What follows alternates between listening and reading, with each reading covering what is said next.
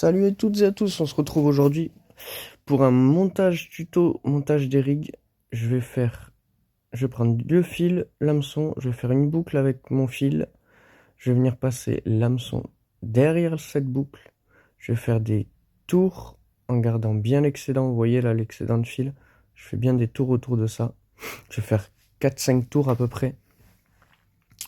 Ensuite, je vais venir coincer la boucle avec mon doigt et venir tirer sur le bout de fil d'excédent. Vous voyez, là je vais le décoincer de l'hameçon. Hop, je vais serrer le fil. Le serrer, mais pas trop le serrer pour pouvoir après le régler, vous verrez. Tout à l'heure, je vais le régler. Là, je vais le serrer. Hop, on serre bien. Et là, on fait coulisser jusqu'au niveau de la pointe de l'hameçon à peu près. Un peu plus loin que la pointe. Là, je le tourne pour que la boucle donne à l'inverse de la pointe de l'hameçon. Ensuite, je vais bien serrer mon nœud. Une fois bien serré, on vient couper l'excédent de fil. Hop, on coupe l'excédent.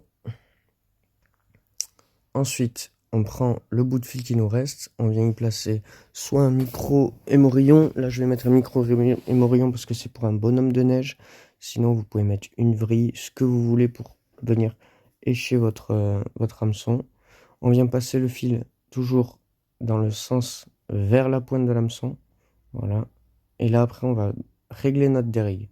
Alors, pour le réglage du dérigue, c'est à votre bon vouloir. C'est soit vous préférez avoir beaucoup de liberté. Je vous conseille de pas trop avoir de liberté, justement. Juste assez pour que le micro-émerillon ou la vrille puisse vraiment coulisser proprement.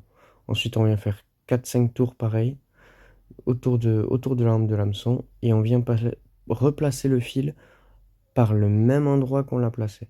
Hop, toujours dans le même sens, vers la pointe de l'hameçon. Hop, on vient serrer le tout, soit avec un tire-nœud ou soit à la main. Moi, je fais avec un tire-nœud généralement. C'est quand même mieux et c'est plus costaud après.